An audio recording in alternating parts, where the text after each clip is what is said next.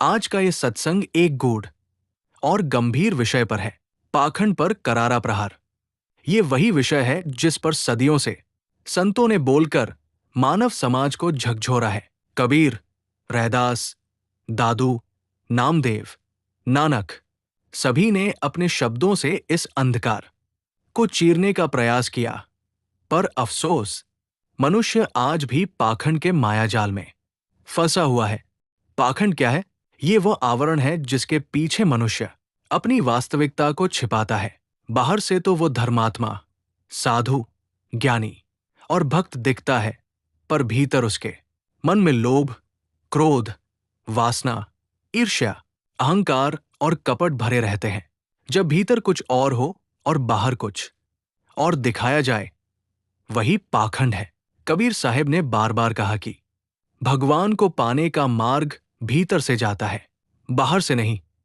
वे कहते हैं, माला फेरत जुग भया, फिरा न मन का फेर, कर का मन का डार दे, मन का फेर।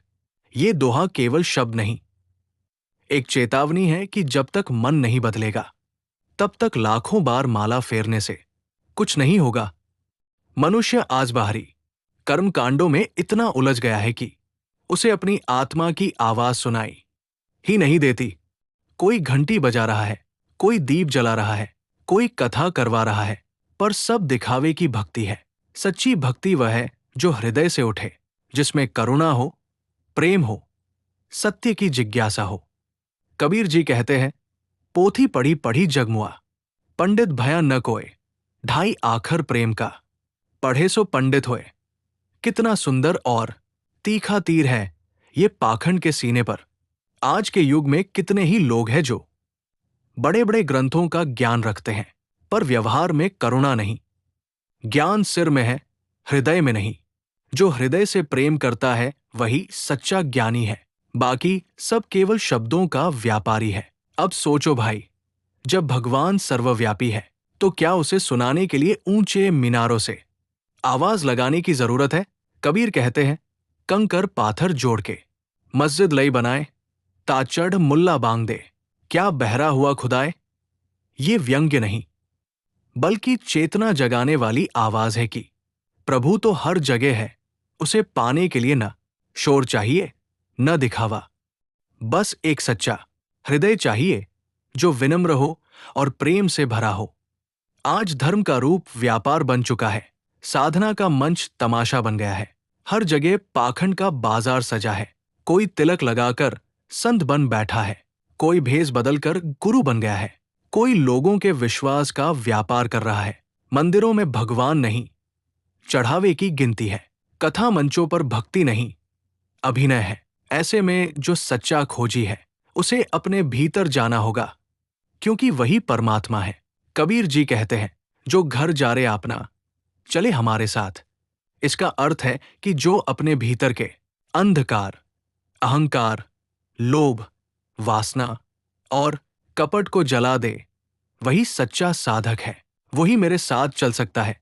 जो अपने भीतर को नहीं जला सका, वो चाहे कितनी भी पूजा कर ले, हजारों बार नाम जप ले, वो केवल पाखंड ही रहेगा। देखो, पाखंड बाहर नहीं मिटेगा जब तक मनुष्य भीतर नहीं झांकेगा। हर इंसान को पहले ये देखना होगा कि वो जो कर रहा है, वो सच्चे भाव से कर रहा है या दिखावे के लिए। मंदिर जाना, आरती करना, कथा सुनना, ये सब अच्छा है अगर हृदय से हो, लेकिन अगर दूसरों को दिखाने के लिए हो, तो ये सब व्यर्थ है। कबीर जी ने कहा, माटी कहे कुम्हार से, तू क्या रोन दे मोहे, एक दिन ऐसा आएगा मैं रोन दूंगी तो है। ये दोहा मनुष्य को याद दिलाता है कि जो आज दूसरों को धोखा दे रहा है, झूठ का आडंबर रच रहा है, उसे एक दिन उसी मिट्टी में मिल जाना है।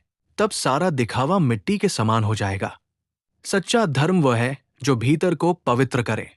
सच्चा संत वह है जो अपने जीवन से उदाहरण बने।